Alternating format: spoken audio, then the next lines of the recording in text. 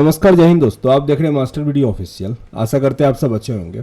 Technician 1 और technician 3 का result आ गया, तो अभी इस वीडियो में मेन बात करने वाले हैं कि डॉक्यूमेंट वेरिफिकेशन कैसे होगा, उसमें कौन कौन सा डॉक्यूमेंट लगेगा, कितने दिनों का होता है। पूरा इसमें आपका कंसेप्ट क्लियर हो जाएगा, पूरा सही सही, क्योंकि जैसा मेरा हुआ था बिल्कुल हम साझा करने वाले हैं वो कहाँ क्या दिक्कत होती है। तो सबसे पहले जैसे मान लीजिए किसी जोन में 400 कैंडिडेट का भी रिजल्ट आया हुआ है, तो एक साथ 400 का डीवी तो नहीं होगा, इसीलिए फिर से आपका एक डीवी का नोटिफिकेशन आएगा। उसमें क्या रहेगा, हो सकता है एक ही पीडीएफ में 400 का होगा, लेकिन 30 से 40 कैंडिडेट या 50 कैंडिडेट का एक शिफ्ट में बुलाया जाएगा। मतलब अगर किन्हीं को बुलाया जा रहा है 26 अप्रैल को, तो फिर किन्हीं को बुलाया जाएगा 28 अप्रैल को, किन्हीं को 30 अप्रैल को, ऐसे करके डेट बढ़ा बढ़ा के दिया जाता है। ठीक है, तो वो आपका एक साथ नहीं होगा, करीब 30 से 40 या 50 कैंडिडेट मैक्सिमम, उससे अधिक का नहीं होगा, क्योंकि उतना में कॉम्प्लिकेशन हो जाता है। तो ये तो हो गया कि फिर से आपका एक डीवी का नोटिस आएगा कि कब होगा। दूसरी बात, जब आप वहाँ पे जाओगे कि उसका जो लोकेशन होता है ना डीवी का, वो कहाँ होगा, तो आप जिस जोन से फॉर्म भरे हो, तो उस जोन का जो हेड ऑफिस होता है उसी के इर्द गिर्द होगा आपका डीवी का जो सेंटर होता है वो।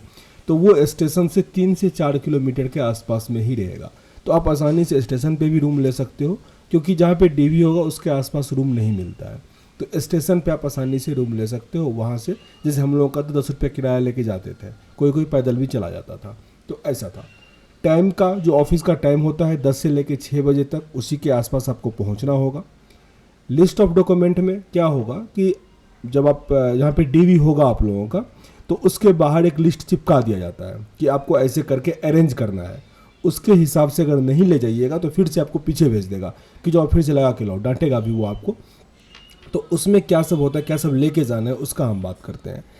जैसे जो आपका क्वालिफिकेशन है, मतलब जैसे अगर मान लीजिए ITI होना चाहिए, इसका है ITI, और या फिर 12th का डिग्री या उसमें ग्रेजुएशन का डिग्री है, तो आपको 10th का मार्कशीट से लेकर 10th का मार्कशीट होना चाहिए आपके पास, सर्टिफिकेट होना चाहिए। सेम वही इंटर का भी या ITI का भी मार्कशीट सर्टिफिकेट ये सब का होना ही चाहिए। ठीक है, कैरेक्टर सर्टिफिकेट, रजिस्ट्रेशन नंबर, अगर ये सब है तो ले लीजिएगा, पर मेन जो है ना आपको वो मार्कशीट और सर्टिफिकेट जो है वो होना ही चाहिए। अगर आपने सर्टिफिकेट नहीं निकाला हुआ है तो अभी टाइम है, निकलवा लीजिए। स्कूल में जाइएगा तो निकलवा सकते हैं इजीली। ठीक है, उसके बाद एजुकेशन क्वालिफिकेशन के अलावा आपका आधार कार्ड होना चाहिए। आधार कार्ड जो साइबर कैफ़े से निकाले हैं वो भी चल जाएगा, इक्विवेलेंट अगर देखिएगा कोई दूसरा भी है तो वो भी निकलवा लीजिएगा। डॉक्यूमेंट में अभी तो क्वालिफिकेशन का मतलब इसमें ITI का भी वही जो सब लगता है अपना वो ले लीजिएगा। एक्स्ट्रा जो जैसे मान लीजिए 12th लेवल पे है कोई एग्ज़ाम, ठीक है, और आपने PG कर रखा हुआ है, तो क्या PG का सर्टिफिकेट ले जाने से यहाँ कोई फ़ायदा होगा? कुछ फ़ायदा नहीं होने वाला है। ऐसा मत सोचिएगा कि हम PG का दिखा देंगे ना तो आपको DRM बना दिया जाएगा, ऐसा कुछ नहीं होता है।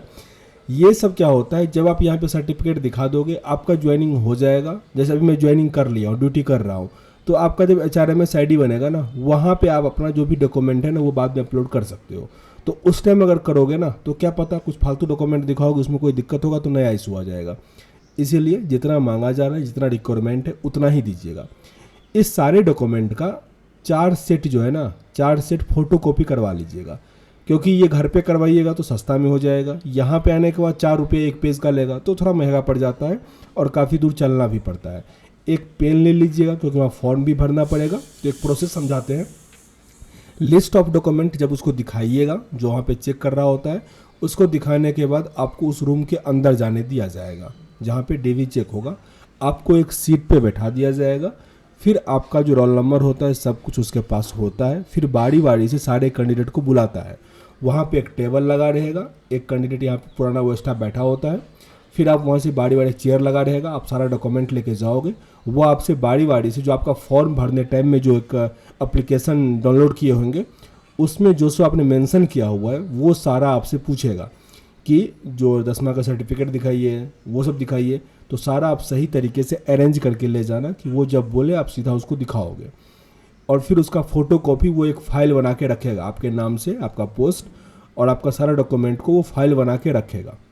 यहाँ पे एक चीज़ और, जैसे किन्हीं का डॉक्यूमेंट में गलती है, मान लीजिए नाम किन्हीं का गलती है या फिर किन्हीं के पिताजी का नाम गलती है, डेट ऑफ बर्थ कुछ ऐसा लग रहा है गलती है, तो उसका एफिडेविट बनवा लीजिएगा। हर एक चीज़ के लिए अलग अलग बनवाइएगा, एक ही में नहीं बनवा लीजिएगा, ठीक है।